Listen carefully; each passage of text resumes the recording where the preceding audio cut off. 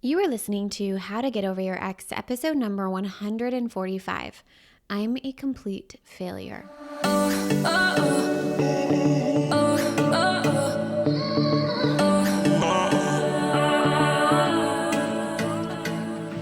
Welcome to How to Get Over Your Ex, a podcast on getting over your ex without it just taking time. I'm your host, breakup coach Dorothy. Let's turn your pain into power and your heartbreak into happy.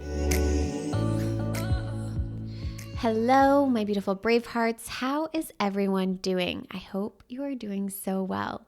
Today, I want to talk to all of you about a topic, actually, that came up inside of the Get Over Your Ex program. There was a beautiful Braveheart who was just really struggling with this accepting of her situation. And her situation was the fact that she was going through her third divorce. And what she was really making it mean was that she was a failure. Now, I know that she's not the only one thinking that she's a failure because of a completed relationship. No matter whether you were in a marriage and you're going through a divorce, or maybe it's your first or second divorce, it doesn't really matter. A lot of us come up with this idea that we have failed in some way, shape, or form, right? We've all been there, even to the point of, I feel like I'm failing at life. So whether you're in a long-term or you were in a long-term relationship that ended, or maybe a short-term fling, or you're going through a divorce, making something mean like that the completion of a relationship, making that mean that you're a total failure is not helpful. But it's oftentimes one of the most default thought patterns that comes up for us. So I really wanted to look at it today. I wanted to do a deep dive with all of you today. During the actual coaching session, we spent some time unpacking, how many divorces can you have without being a failure? Like, how many divorces are you allowed to have and it doesn't make you a failure versus the opposite? Can you have just one, or is even one too many? What else could divorce mean? Or what else does the ending of a relationship mean? And we spent a lot of time sorting through that for her, because this is going to look different for everyone. But she really landed on the fact that she knew the first two marriages weren't meant for her, that she really learned how to, one, go all in on what she thought was for her, and then recognizing as she's in it that it's no longer for her. And then what I think is so cool, which is the second part, is instead of trying to do gymnastics around the whole thing for the rest of her life, at the cost of her life, she got out and she did something about what wasn't in alignment for her anymore. And that is a wonderful thing. Too many of us stay in it trying to do thought work gymnastics to sort it out, instead of saying, this isn't in alignment for me. This isn't what I want for myself. I don't want to be in this kind of relationship, and then doing something about it. Now, that third marriage, though, of hers was the most difficult part, because she was telling herself that he had all the qualities she wanted in a partner, right? She thought her picker did well. She thought her picker picked right. We're going to do a whole podcast episode on that. However, one thing she had been mentioning to me the whole time is that they couldn't communicate. They were able to communicate in the beginning through phone and email and text, but in person, once they were married, the in-person communication wasn't there. So just like a mini lesson, if you haven't been here listening to the podcast very often, or this is your first episode, remember that thoughts create feelings. And one of my biggest things that I'm teaching, concepts that I'm teaching, is that desire and attachment to your ex is the most important thing we need to address. Because if you no longer have the desire for your ex, or you no longer feel like your ex is attached to your future, all of these breakup symptoms fall away. So remember that thoughts create desire, and we want to reduce desire through changing our thoughts. And one thing I ask my Bravehearts to do when we work together is look at, what is the whole truth? Here, she is simply looking at a part of the truth, saying he had all the qualities I wanted in a partner, which there is absolutely some truth to that, right? She found these qualities. She loved all these things about this person, but that's not necessarily the whole truth. He has all those qualities that she wanted in a partner, except he can't communicate with me in person about what he's experiencing and about what he's feeling so that we can work through it. And that is really big. That is a big aha moment. And when you're telling yourself that whole truth, it doesn't mean we're bashing him or putting him down or making it out to be this terrible person or even telling ourselves that we don't like the qualities that we genuinely like. We're simply sharing that whole truth. And when we really examine and look at and see the whole truth, it feels good and light. So that's a mini lesson on reducing desire. But this whole conversation around failure in marriage really sparked something very deep within me that I wanted to look at. Why is it that when relationships end, we equate them to failure? Why is it that when we have multiple romantic partnerships in life that we have completed them, like that, or at least multiple romantic partnerships that have completed or ended, as we might say, why do we think that's a bad thing? How many are we allowed to have?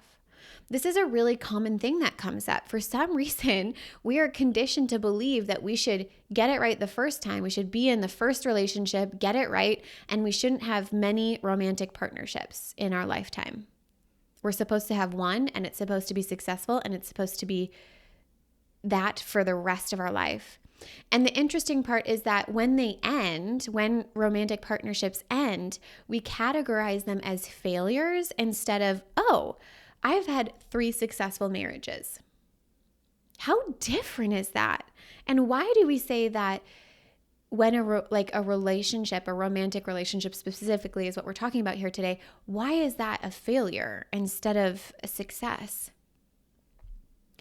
So what is a successful marriage? What is a failure of a marriage? Why does the ending of one just automatically say it's a failure? So I really went deep into this category and this topic.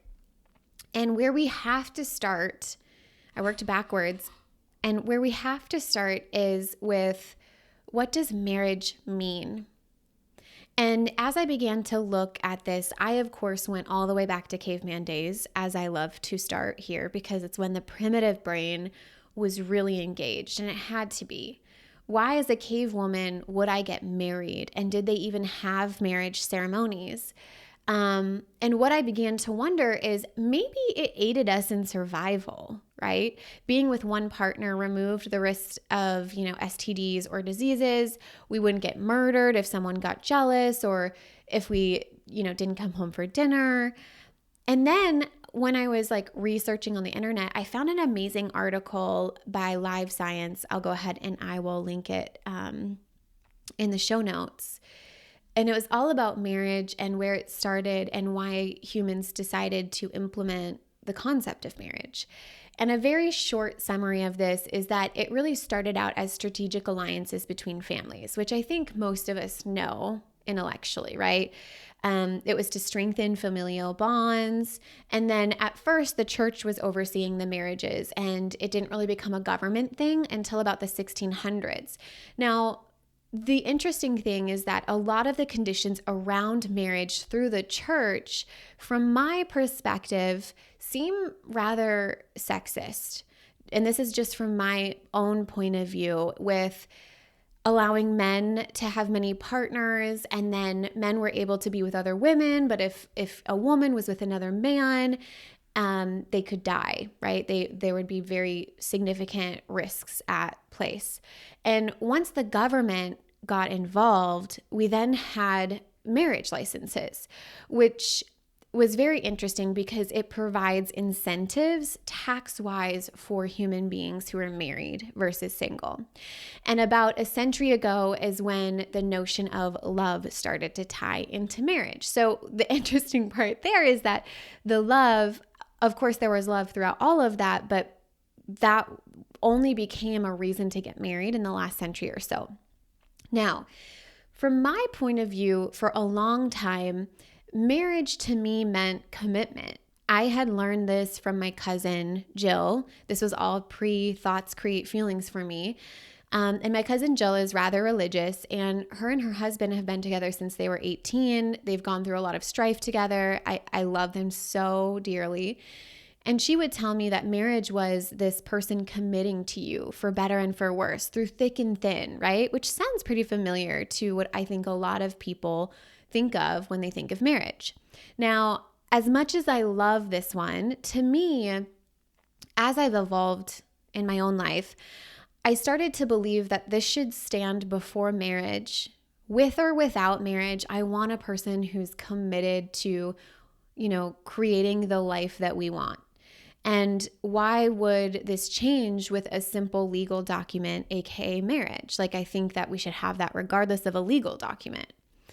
So then over breakfast, I'm chit-chatting with my fiance, Jake, and I asked him, what does marriage mean to you? And we've had this conversation in the past, but not from this context. And we're looking at this article together, and I was like, where are you? And he gave me his backstory of how his definition of marriage has evolved in his life based on his upbringing. But what I found super interesting is where he fell with it now. And he talked about how there's almost like two tracks. There's two kind of reasons he believes in marriage.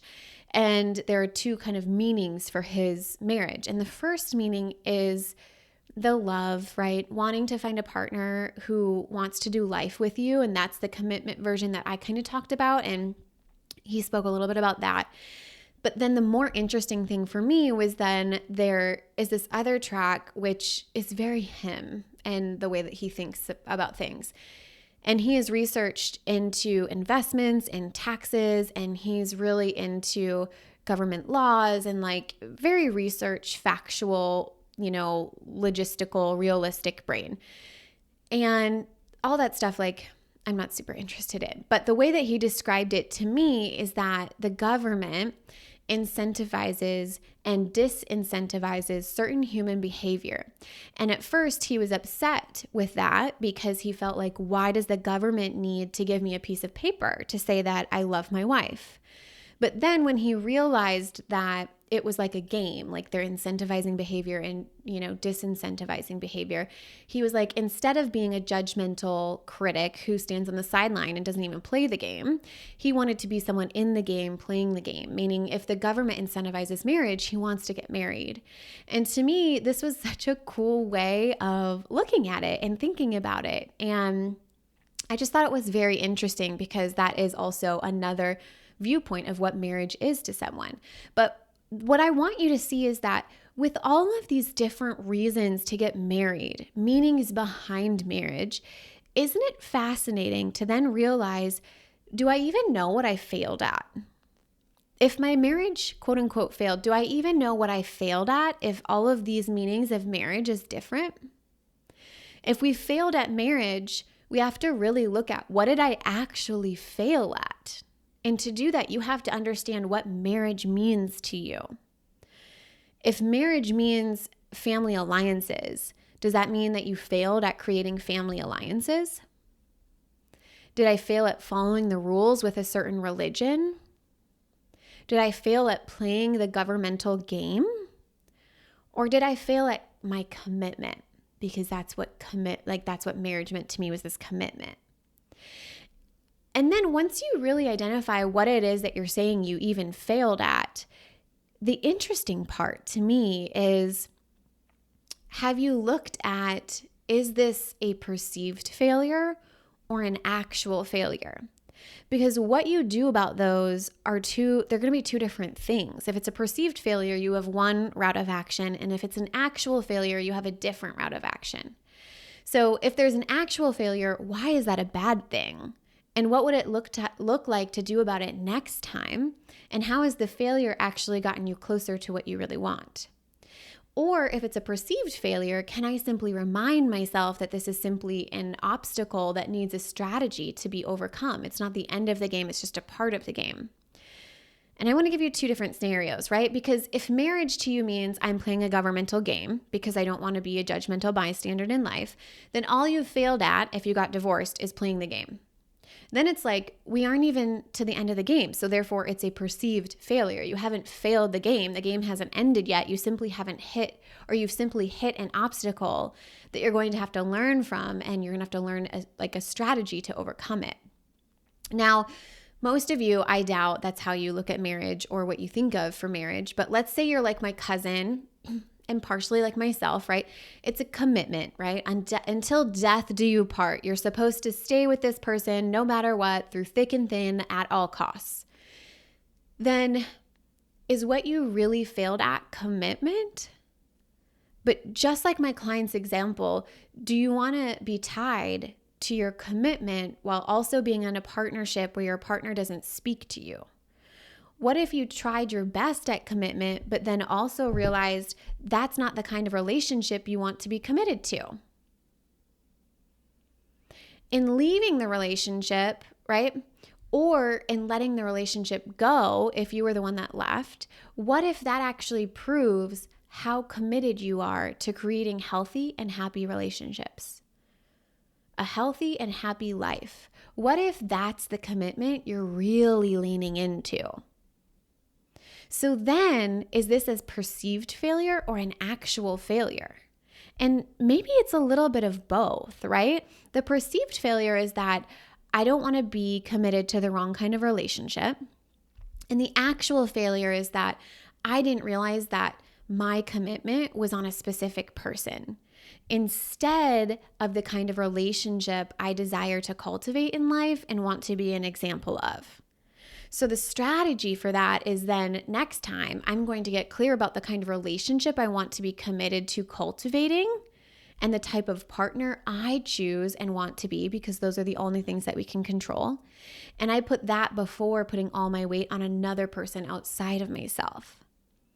So even if it's a little bit of both, meaning it's a little bit of the perceived failure and actual failure, you can still come to a conclusion around it instead of saying I'm a complete failure.